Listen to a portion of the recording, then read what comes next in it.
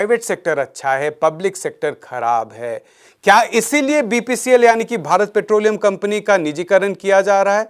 इस सवाल का जवाब देने से पहले हम जान लेते हैं कि बीपीसीएल है क्या। ज्यादातर लोग जानते होंगे भारत पेट्रोलियम, हो सकता है आपके घर में भारत गैस का कनेक्शन हो या आप भारत पेट्रोलियम के किसी पेट्रोल पंप से अपने बाइक या गाड़ी में पेट्रोल भरवाते हैं। बीपीसीएल एक बहुत बड़ा कंपनी है। इसके पास लगभग 15,000 पेट्रोल पंप है, 33 मिलियन टन कच्चा तेल रिफाइन करने की क्षमता रखती है और साथ में ये जो रिफाइनिंग कैपेसिटी है ये पूरे देश की रिफाइनिंग क्षमता का 13% है। तो आप सवाल पूछेंगे कि ऐसे कंपनी की निजीकरण करने की जरूरत क्या है? क्या ये बहुत खराब कंपनी है? क्या बहुत ज्यादा लॉस हो रहा है यहां पर? क्या सरकार का पैसा इस पर बर्बाद होता है? जी नहीं, बीपीसीएल ने पिछले 5 सालों में लगभग 35,000 करोड़ का मुनाफा किया है, 19,600 करोड़ का टैक्स सरकार को दिया है और लगभग 9,000 करोड़ का डिविडेंड सरकार को दिया है। मजे की बात तो यह है कि यही मोदी सरकार ने 2017 में अच्छे परफॉर्मेंस के लिए बीपीसीएल को महारत्न का खिताब दिया था।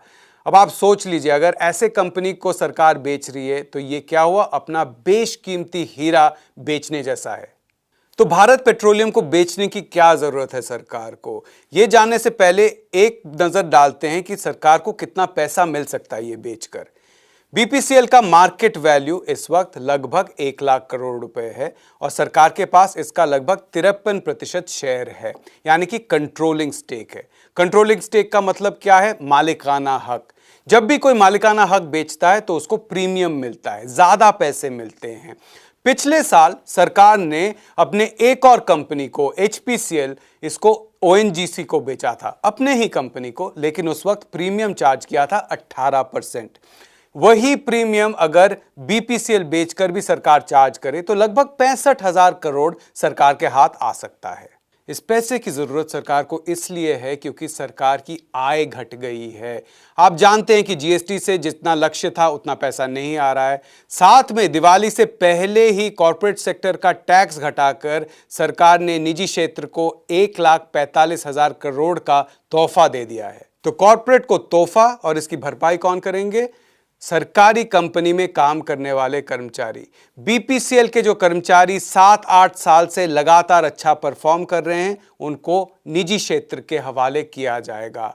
और इसका क्या मतलब है? इनकी छटाई होगी, क्योंकि बीपीसीएल तो अच्छा खासा प्रॉफिट कर ही रहा था। अब और भी अगर मुनाफा बढ़ाना होगा तो एक ही उपाय है, लोगों की छटाई और बाकी कर्मचारियों को ज्यादा काम करवाना। सरकारी पेट्रोल डीजल कंपनी के निजीकरण से एक और बहुत बड़ा खतरा है और वो ये है क्योंकि पेट्रोल डीजल हमारे अर्थव्यवस्था के लिए ज़रूरी है, हमारे राष्ट्रीय सुरक्षा के लिए ज़रूरी है। उस पर सरकार का कंट्रोल रखना, पब्लिक का कंट्रोल रखना बहुत ज़रूरी है। ये अगर किसी निजी कंपनी के पास चला जाए तो उससे राष्ट्रीय सुरक्षा को हानि पहुंच सकती है और इससे भी ज़्यादा हानि पहुंच सकती है अगर ये किसी विदेशी कंपनी के कब्जे में आ जाए। अजीब बात यह है कि जितने भी दरबारी अर्थशास्त्री है वो कहते हैं कि बीपीसीएल को अगर बेचना है तो किसी फॉरेन कंपनी को बेचिए। उनको कोई डर नहीं है कि देश की आर्थिक सुरक्षा पर हमला हो सकता है, बल्कि उनको तो ये डर है कि कहीं सरकार इसको इंडियन ऑयल कंपनी को ना बेच दे। इंडियन ऑयल कंपनी यानी कि आईओसी, जो कि एक और सरकारी ही कंपनी है। तो आप अखबार में देखेंगे कितने सारे आर्टिकल आ चुके होंगे जिसमें कहा जा रहा है कि आईओसी को मत बेचिए।